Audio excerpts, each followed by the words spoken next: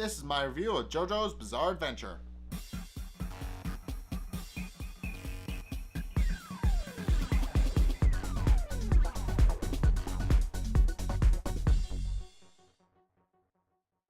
Okay, so it's been revealed that they were looking for a pure Asia the whole time, and the Pillarmen are kind of trying to find one because while they do have red stones of Asia, like very rarely, but they are kind of common in terms of rare stones. One they're looking for is a perfect one, which they can't really find anywhere else. But unfortunately, Lisa has one of the only pure ones. So, realizing that the Pillarmen are going to come after her next, she realizes that she needs to give Caesar and Jojo their final exam so they can graduate and become stronger Hamen users and become fully fledged Hamen instructors and all that. Caesar gets to his without a hitch, and he does indeed succeed at his battle with one of the orderlies. However, the other orderly, Logs, isn't so lucky. AC/DC actually manages to track down Jojo to the island and kills Logs by sucking his lungs out through his toes.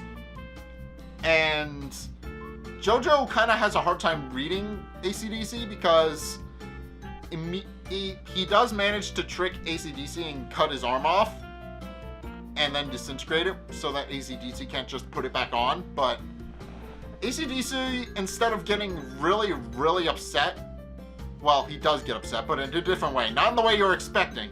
He does get upset, but instead of getting angry, he starts crying and bawling like a child.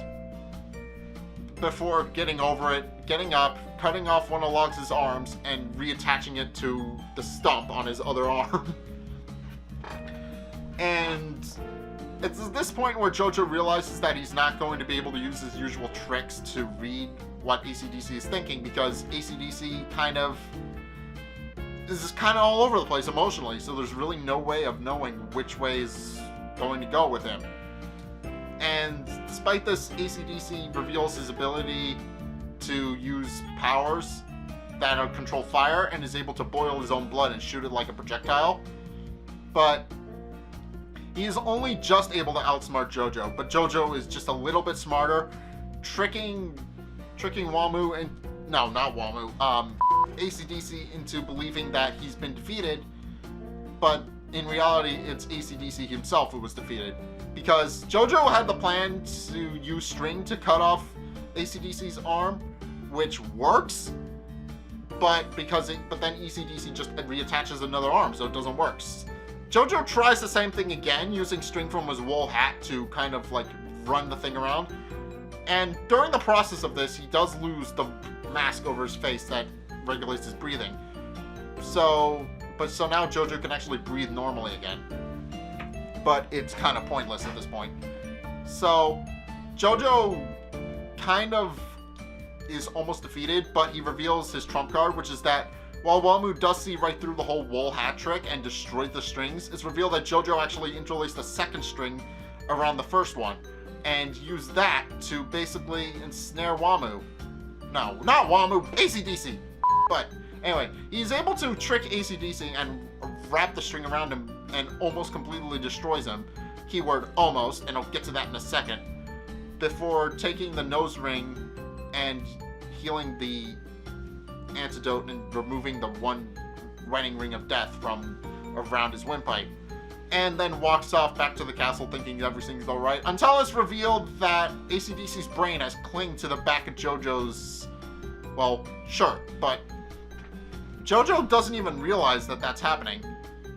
And he believes he's beaten AC/DC and won. And in a way he has, because AC/DC, while he really has a brain and his central nervous system left, and really can't fight anything by himself, and I can only presume has to now rely on somebody else to help him out, as the case with Jojo, because he clinged to Joseph's back and is now sneaking into the castle on Joseph's back. But in terms of actually fighting AC/DC, Jojo won, hands down. But the problem with that is that now he has another problem that he's completely oblivious to, I mean, sure, he removed the wedding ring of death from around his windpipe and is now only has one time limit to worry about. AC/DC kind of won the long-term battle because, as I said, AC/DC may no longer have a body, but his brain is still very much alive somehow, and is now going to try and get closer to the Red Stone of Asia without actually fighting anymore. I mean, I'm assuming he's going to do something tricky and up his sleeve because, I mean, he's a brain. Of course he's going to do something, but I'm not entirely sure what AC/DC is going to try next because, as I said, AC/DC was kind of hard to read during his fight with Jojo, meaning he's got this whole new strategy, and I mean, yeah, nobody's ever in JoJo's Bizarre Adventure, as far as I know, has ever had to fight a brain except for Joseph. So it's going to be a bit interesting seeing what goes on here. I mean, it's going to be interesting because we don't really know what AC/DC is planning, but we do know that he's still alive and kicking, and Jojo doesn't realize it just yet. So I'm assuming that's going to come back to bite Jojo because now he's basically just waltzed in with basically holding his enemy's hand and is like, "Hey, here's the thing that you needed." That's basically what's going on. Jojo doesn't realize that he's been tricked, but Jojo thinks he's won. And in a way he did, but not the long-term battle. He won the battle, but not the war, I guess would be the best way. And it also should be noted that throughout this battle, despite being mortal enemies, Jojo and AC/DC do manage to bond over war tactics that they picked up from various war philosophers and stuff like that. And despite having a really, really antagonistic relationship, they do manage to kind of hit it off and become sort of frenemies. I mean, they're not friends, but they weren't entirely enemies. I mean, sure, they're on opposing sides, but they do realize that they do have some stuff in common. So, I don't know. I mean, we're not going to see AC/DC again. He's only a head.